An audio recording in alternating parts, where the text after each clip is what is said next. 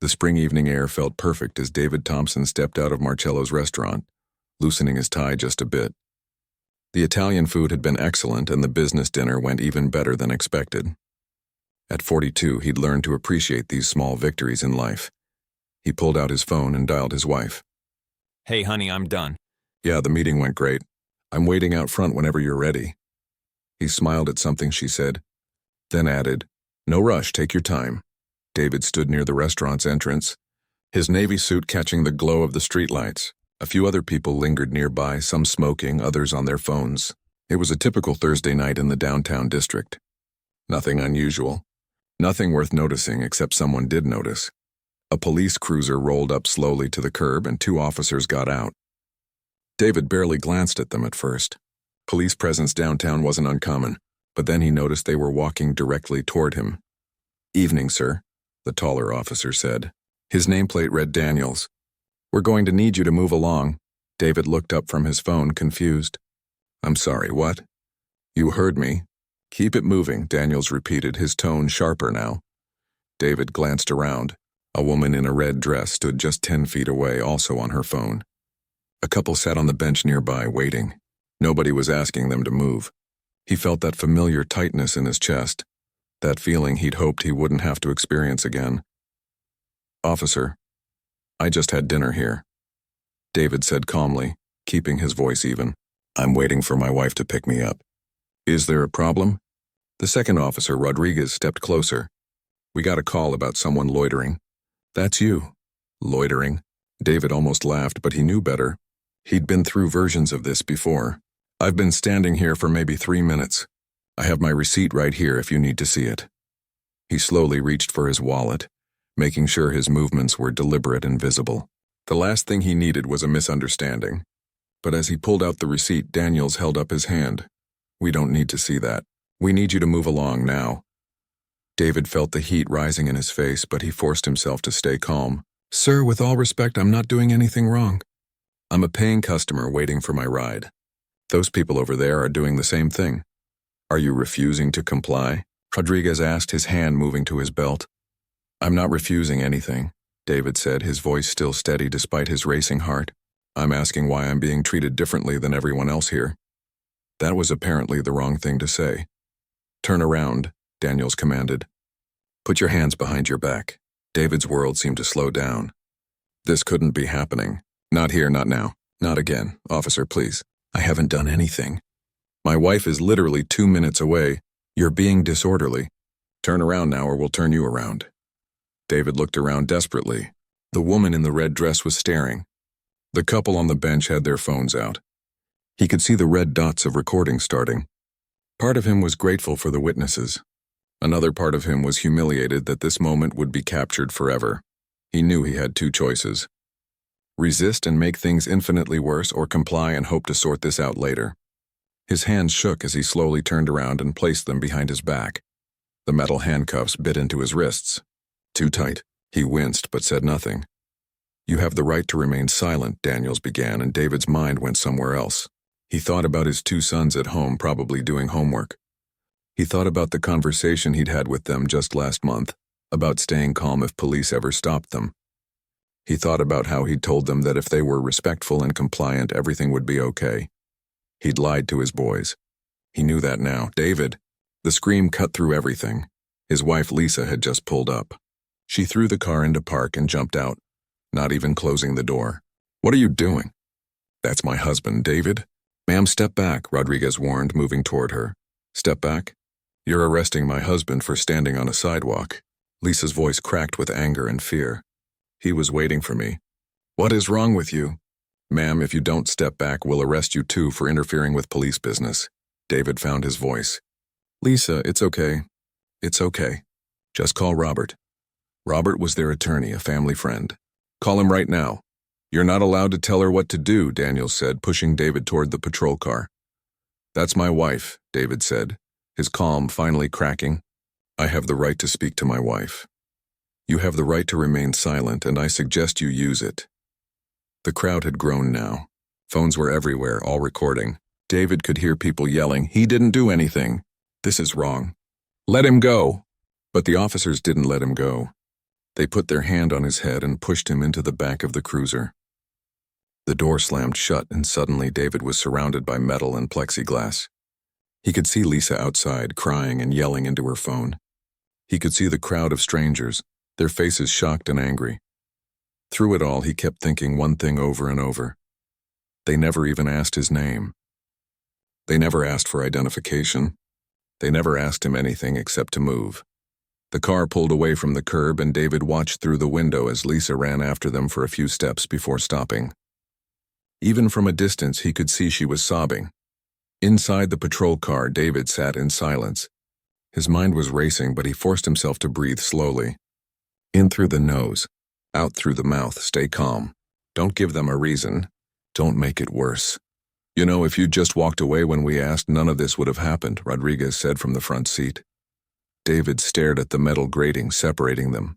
He wanted to say so much. He wanted to scream that he had every right to stand on that sidewalk. He wanted to ask why the woman in the red dress wasn't in handcuffs. He wanted to know what the actual crime was, but he said nothing, because he knew that anything he said would be used against him. The precinct came into view, all harsh lights and concrete. David had seen the inside of police stations before, but always from the other side of things, always as someone who belonged there. This time would be different. As they pulled into the parking lot, David caught his reflection in the window. He looked tired, defeated, angry, but mostly he just looked sad because this wasn't just about him anymore. This was about his sons who would hear about this. This was about every other man who'd been in this situation without the resources to fight back. This was about a system that saw his expensive suit and his polite words and still only saw one thing. The car door opened. "Let's go," Daniel said, pulling David out by his arm. As they walked him into the station, David made himself a promise. However this ended, whatever happened next, he wasn't going to let this go. Not this time. They had no idea who they'd just arrested, and very soon they were going to find out. The fluorescent lights hummed overhead, making David's headache worse. He'd been sitting on the cold metal bench in the holding cell for what felt like hours. No watch, no phone, no way to tell time. Just him and 3 other men who looked just as tired and frustrated as he felt. The processing had been mechanical. Empty your pockets, sign here, stand there, fingerprints, photos. They treated him like every other person who came through those doors, like he was nobody. Like his life, his career, his dignity meant absolutely nothing.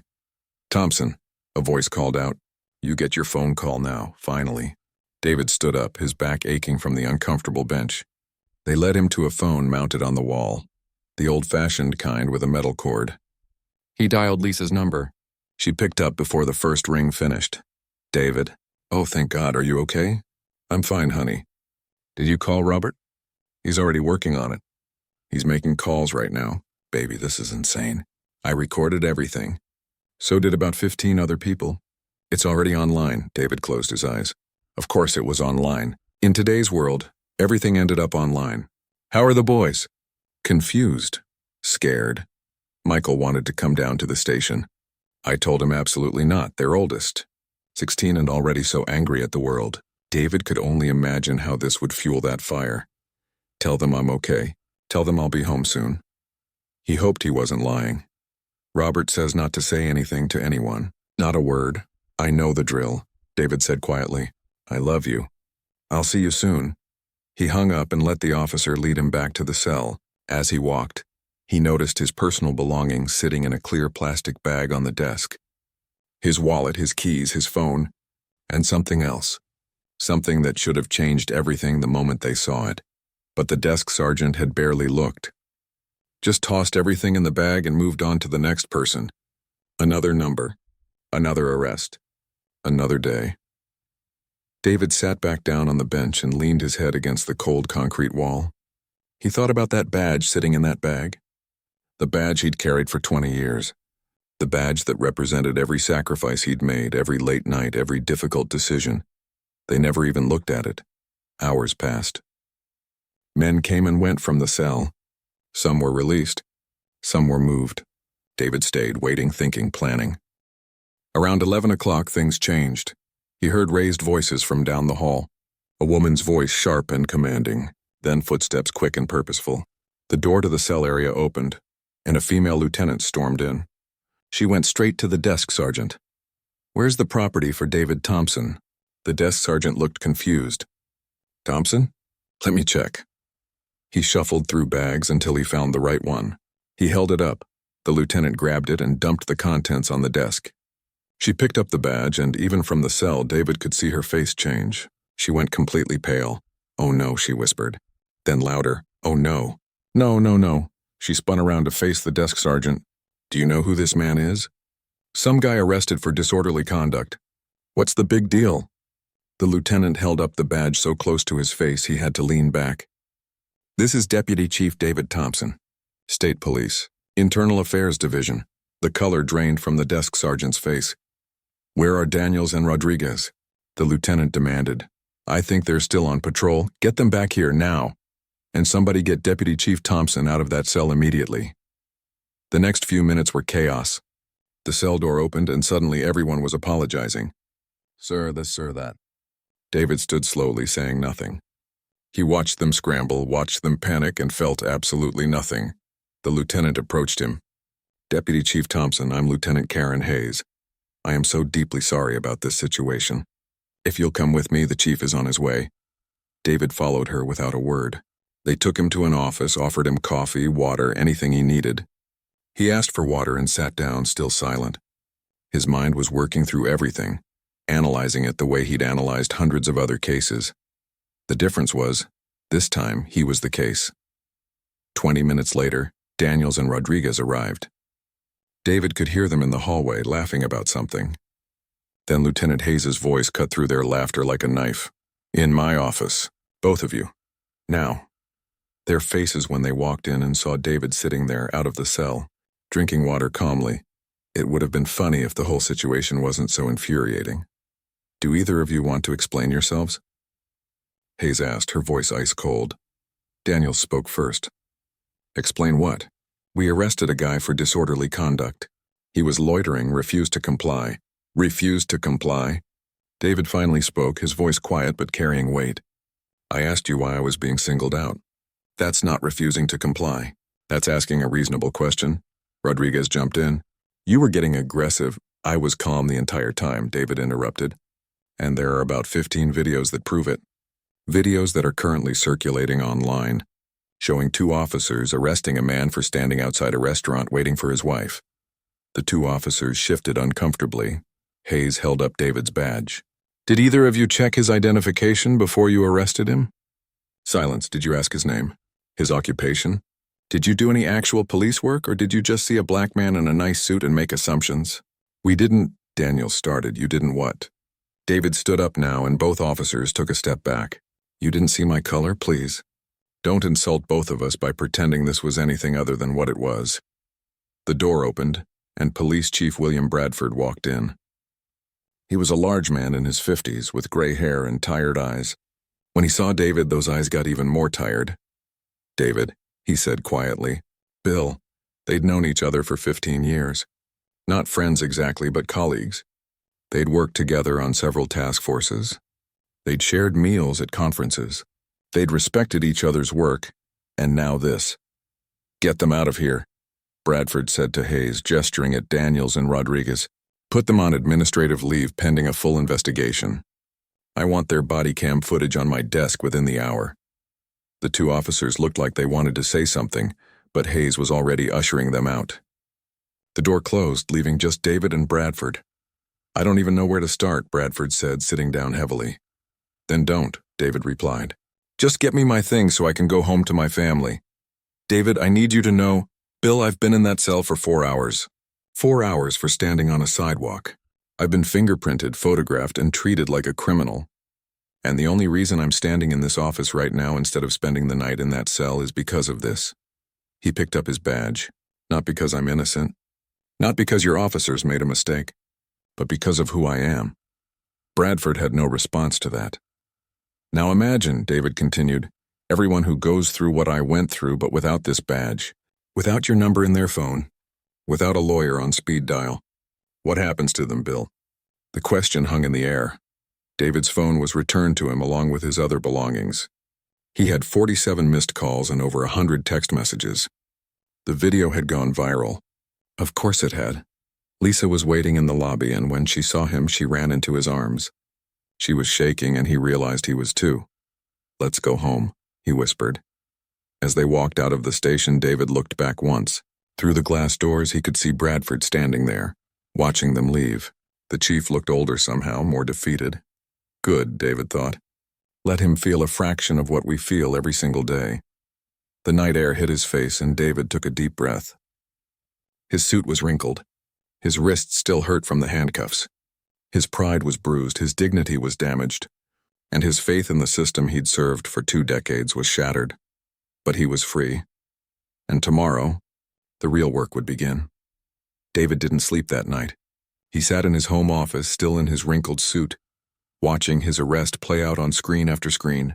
The video had been shared thousands of times. News outlets were picking it up. His phone wouldn't stop buzzing. Lisa brought him coffee around 3 in the morning. She didn't say anything, just kissed the top of his head and sat down next to him. They watched together in silence as strangers on the internet debated whether he'd been treated fairly or not. As if it was even a debate.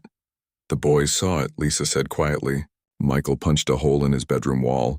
David closed his eyes. "Is he okay?" "No, none of us are okay." She took his hand. "What are you going to do?" He looked at her. This woman who'd stood by him through everything. 20 years of marriage.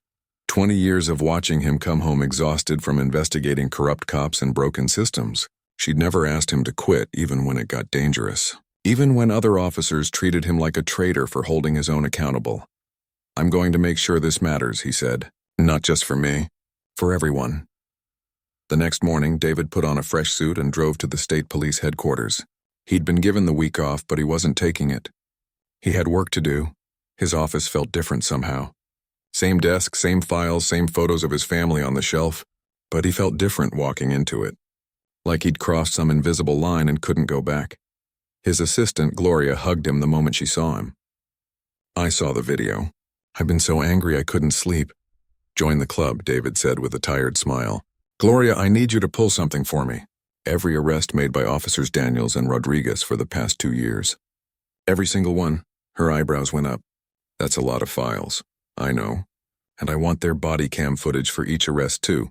Gloria nodded and got to work. Within an hour, David's office was filled with case files. He started reading, and what he found made his stomach turn. Daniels and Rodriguez had arrested 63 people for disorderly conduct in the past 2 years. 41 of them were black, 15 were Hispanic, 7 were white. The pattern was impossible to ignore. David dug deeper. He watched body cam footage until his eyes burned. Arrest after arrest, he saw the same thing. Escalation, aggression, assumptions. People who were doing nothing wrong, treated like criminals. People who asked questions told they were being disorderly. A young man arrested for suspicious behavior while waiting for the bus.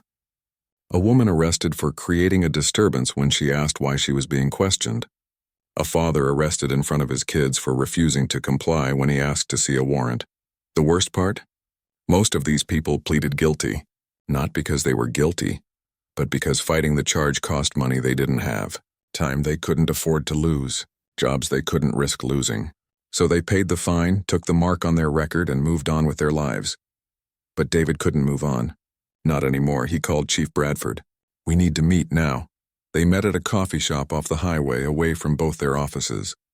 Bradford looked like he'd aged 10 years overnight. He ordered black coffee and sat down across from David without making eye contact. "I've been reviewing Daniels and Rodriguez's arrest records," David said, sliding a folder across the table. "Take a look." Bradford opened it and started reading.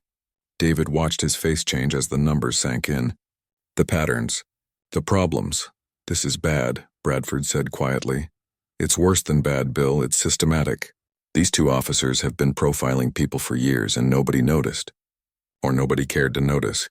That's not fair, isn't it?" David leaned forward. "I run internal affairs for the state. I investigate officers for a living. And this happened to me. If I can be arrested for standing on a sidewalk, what chance does anyone else have?" Bradford rubbed his face. "What do you want me to do?" "I want a full investigation. I want every one of these arrests reviewed. I want these officers fired, not just suspended. And I want them flagged so they can't just move to another department and do this all over again." You know the union will fight this. Let them fight, David said. I've got video evidence, body cam footage, and a pattern of behavior that any lawyer would love to get their hands on.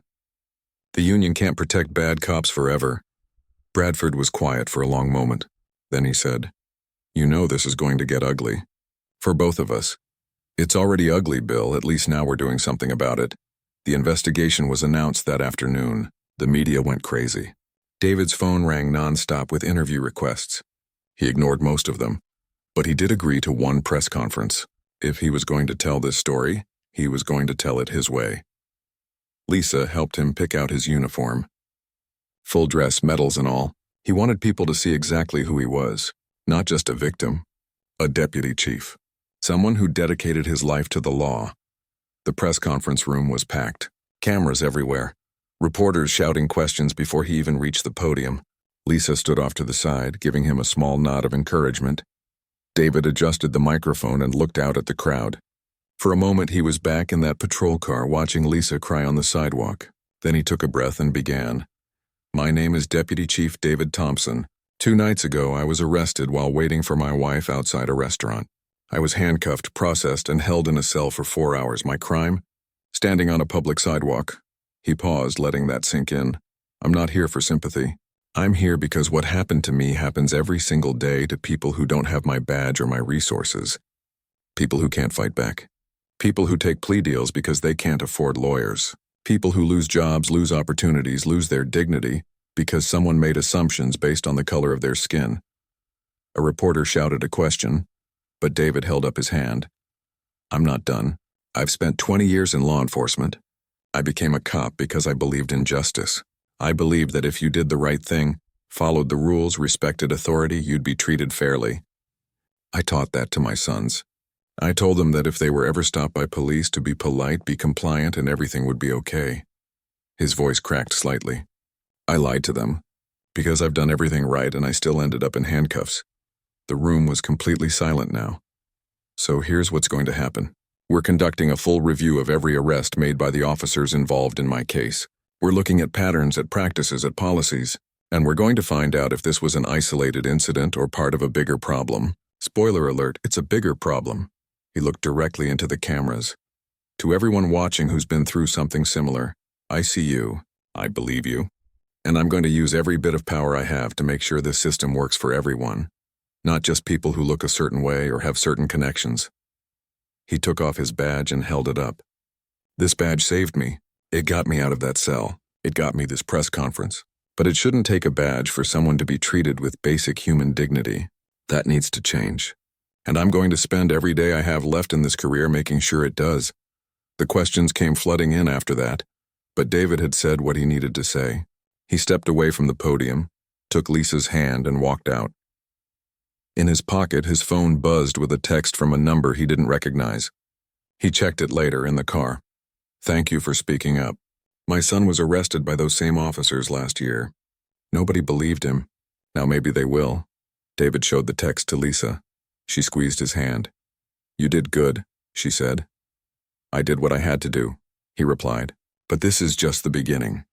The text messages started coming in within hours of the press conference. Dozens at first, then hundreds. People David had never met sharing their stories. Stories that sounded exactly like his. A college student arrested for loitering outside his own apartment building. A nurse arrested for disorderly conduct after asking why she was being pulled over. A grandfather arrested in front of his grandchildren for resisting when he asked to call his daughter. All arrested by Daniels and Rodriguez. All with the same pattern. David sat at his kitchen table reading message after message. Lisa looked over his shoulder, her hand covering her mouth. There are so many, she whispered. I know, David said, and these are just the ones brave enough to come forward. His son, Michael, walked in, backpack slung over his shoulder. He'd barely spoken since the arrest. Now he stood in the doorway looking at his father like he was seeing him for the first time. Everyone at school's talking about it, Michael said. About what happened to you. Yeah? David set down his phone. What are they saying? Michael shrugged, but David could see the emotion behind it. Some kids say you deserved it, that you must have done something wrong. But others, he paused, others are sharing their own stories. About their dads, their uncles, their brothers, It's like everyone has a story like this. David felt his chest tighten. His younger son, Anthony, appeared behind Michael. Only 13, but old enough to understand what was happening. "Dad," Coach Brian said his brother got arrested by the same cops. Anthony said quietly. He said nobody believed him when he complained. But now they might. This was what David hadn't expected. Not the media attention or the investigation. But this, the flood of people finally feeling like someone would listen. Finally having proof they weren't crazy, weren't making it up, weren't exaggerating. The weight of it was crushing. The next few weeks were brutal. The police union came after David hard. They accused him of having a vendetta, of using his position unfairly, of trying to destroy 2 officers' careers over a simple misunderstanding. The union president went on TV. Deputy Chief Thompson is a respected officer, but he's letting his emotions cloud his judgment. These officers made a tough call in a difficult situation. That's what cops do every day.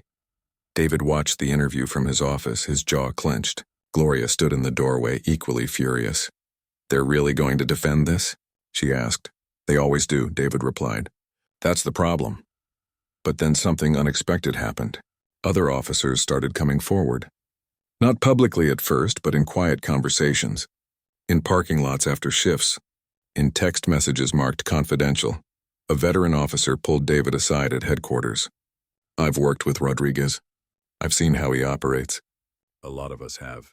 But nobody wanted to be the one to say something. "Why not?" David asked, though he already knew the answer. The officer looked uncomfortable. "Because you become a target.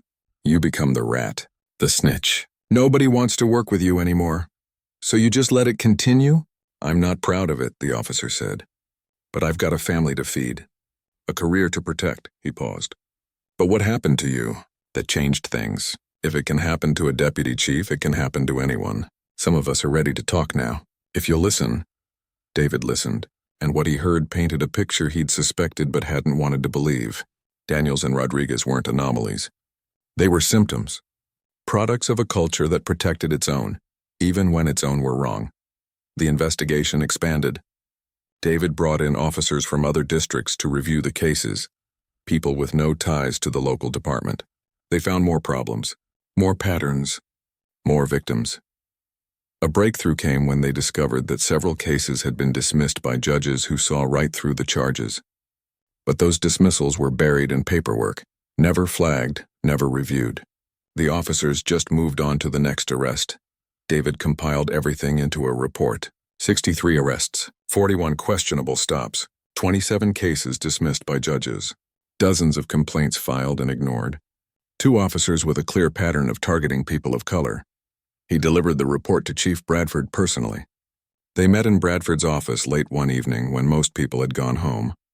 Bradford read through it slowly, his expression getting darker with each page. When he finished, he set it down and looked at David. "This is going to end careers," Bradford said. "Not just theirs?" "I know," David replied. "Maybe it should. Mine included." David met his eyes. "That depends on what you do next." Bradford was quiet for a long moment. Then he picked up his phone and made a call. "Get the union president on the line." "And the mayor." "We need to talk." The meeting happened 2 days later. David wasn't invited, but he heard about it from people who were there.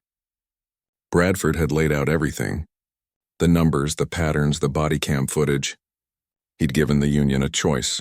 Work with them to clean up the department or fight them and have everything go public in ways they couldn't control. The union chose to fight. So David made good on his promise. He released the full report to the media. Every number, every pattern, every dismissed case. He included statements from victims who were willing to go public. He included analysis from civil rights attorneys who reviewed the body cam footage. The story exploded. National news picked it up. Civil rights organizations demanded federal investigations. The mayor held an emergency press conference promising reforms. But David wasn't done. He reached out to every person who'd been arrested by Daniels and Rodriguez. His team helped them file formal complaints. They connected them with pro bono attorneys. They helped them get their records expunged. One evening, David met with a young man named Terrence. He'd been arrested 2 years ago for suspicious behavior while walking home from work. He'd pleaded guilty because he couldn't afford a lawyer. That misdemeanor had cost him 3 job opportunities since then. "Why are you doing this?" Terrence asked. "You got arrested, yeah, but you're out. You're fine. Why keep pushing?" David thought about his sons, about Michael's anger and Anthony's fear, about every parent who had to have the talk with their kids about how to survive a police encounter. "Because I have a badge that got me out," David said. "You didn't have that. Most people don't. That's not justice. That's just luck. And justice shouldn't be about luck." Terrence's eyes filled with tears. "Nobody's ever believed me before. Everyone said I must have done something. That cops don't just arrest people for nothing. They believed you because they needed to," David said, "because believing you meant questioning the system. And that's scary for people. It's easier to blame you than to admit the system failed. But you're part of the system." "I am," David acknowledged, "which is why I have to fix it. Or at least try." A week later, the state police board held a hearing. Daniels and Rodriguez were officially terminated, not suspended, not reassigned, fired, and flagged in a new statewide database that would prevent them from being hired by any other law enforcement agency in the state. The union filed appeals. They'd fight it for months, maybe years, but the precedent was set. David stood outside the hearing room afterward, watching the 2 former officers leave. Rodriguez wouldn't look at him, but Daniels stopped, turned, and stared. "You destroyed our lives," Daniels said, his voice shaking with anger. David stepped closer. "No, I held you accountable. There's a difference. You destroyed your own lives the moment you decided that badge gave you the right to treat people like they were less than human. We were just doing our jobs." "No," David interrupted. "You were abusing your power. And you did it for so long that you actually believed you were right. That's the scariest part." Daniels opened his mouth to respond, but David was already walking away. He'd said what he needed to say. The rest was up to the courts. Lisa was waiting in the parking lot. She hugged him tight. "It's not over," David said into her shoulder. "This is just 2 officers. The problem is so much bigger." "I know," Lisa said. "But you did something. You proved it could be done. That has to count for something." David pulled back and looked at her. "I want to do more. Not just investigations. Real change. Policy change. Training change. Cultural change." Lisa smiled, even though he could see the exhaustion in her eyes. "Then let's change it." 6 months after that night outside the restaurant, David stood in front of the state legislature. The room was packed with lawmakers, police chiefs, community activists, and reporters. Everyone wanted to hear what he had to say. The past 6 months had been a whirlwind. The investigation into Daniels and Rodriguez had sparked investigations in 3 other departments. Patterns of discriminatory policing were found in places people hadn't even thought to look. The dominoes kept falling. But David hadn't just been investigating. He'd been building something new. "Thank you for having me here today," David began, looking out at the sea of faces. 6 months ago, I was arrested for standing on a sidewalk. That arrest lasted 4 hours, but its impact will last the rest of my life. Not because of what happened to me, but because of what I learned about what happens to everyone else." He clicked to the first slide of his presentation. Numbers filled the screen. "In our state alone, over 12,000 people are arrested each year for disorderly conduct or similar minor charges. 68% of those arrests involve people of color, despite our population being only 32% people of color. These aren't just statistics. These are parents, workers, students, people whose lives are permanently changed by arrests that should never have happened." A hand went up in the audience. Senator Patricia Walsh, someone David had met with several times over the past months. "Deputy Chief Thompson, what's your proposed solution?" This was the moment he'd been preparing for. "I'm proposing the Police Accountability and Reform Act," David said. "It's comprehensive legislation that addresses the root causes of discriminatory policing. First, mandatory de-escalation training for all officers, updated annually. Second, body cameras must be active during all public interactions, with footage reviewed regularly by civilian oversight committees. Third, a statewide database that tracks officer complaints and patterns, preventing problem officers from just moving to new departments." He clicked to the next slide. "Fourth, and this is critical, we establish real consequences. Officers with patterns of discriminatory behavior face mandatory retraining. Repeat offenders lose their badges permanently. And fifth, We create a civilian review board with actual power to investigate and recommend disciplinary action. The room erupted in discussion, some people nodding, others shaking their heads. David had expected this. Change was never easy, especially change that challenged power structures.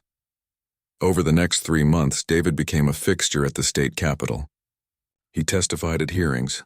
He met with skeptical lawmakers. He brought victims to share their stories. People like Terrence, who explained how one wrongful arrest had derailed his entire life. The police union fought back hard. They claimed the reforms would make policing impossible, that officers would be afraid to do their jobs, that communities would be less safe. David responded in an interview that went viral. If your version of effective policing requires violating people's rights, then yes, that kind of policing should be impossible, he said calmly. We're not asking officers to stop doing their jobs. We're asking them to do their jobs correctly, with accountability. If that's scary, maybe you're in the wrong profession. The pushback continued, but something was shifting. Officers were starting to come forward. Good officers who were tired of being lumped in with the bad ones. They wanted accountability too, because they knew that every Daniels and Rodriguez out there made their jobs harder. One evening, David got a call from an unknown number. He almost didn't answer, but something made him pick up. Deputy Chief Thompson, this is Officer James Mitchell. You don't know me, but I've been on the force for 12 years. I wanted you to know that a lot of us support what you're doing. David was surprised. Thank you. That means a lot.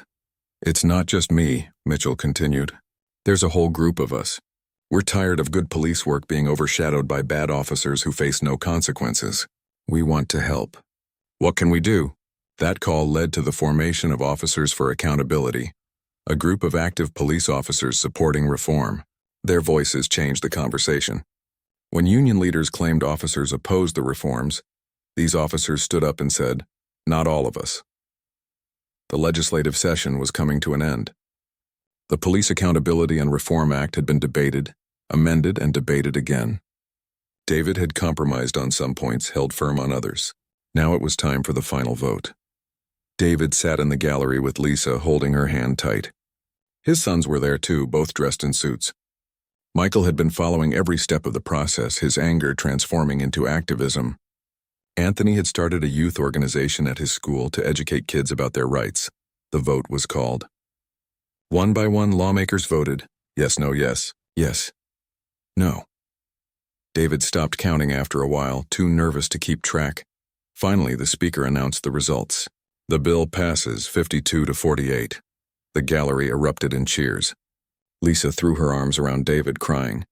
Michael and Anthony hugged their father, all the tension of the past months finally releasing. But David knew this was just the beginning. The law was signed 3 weeks later. David stood behind the governor as she put pen to paper, making the Police Accountability and Reform Act official. Cameras flashed. People applauded. It felt surreal. Afterward, reporters swarmed him with questions. How does it feel to turn your negative experience into positive change? David thought carefully before answering. It doesn't erase what happened. It doesn't give me back those 4 hours in that cell, or fix the trauma my family went through. But if it prevents even one person from experiencing what I experienced, then it matters.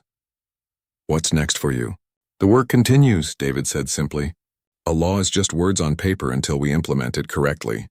I'll be working with departments across the state to ensure these reforms actually happen. Not just in theory, but in practice. 6 months after the law passed, David was invited to speak at the Police Academy graduation. He stood before 200 new officers, young faces full of hope and determination. When I became a cop 23 years ago, I believed I was joining something noble, he began. And I still believe that.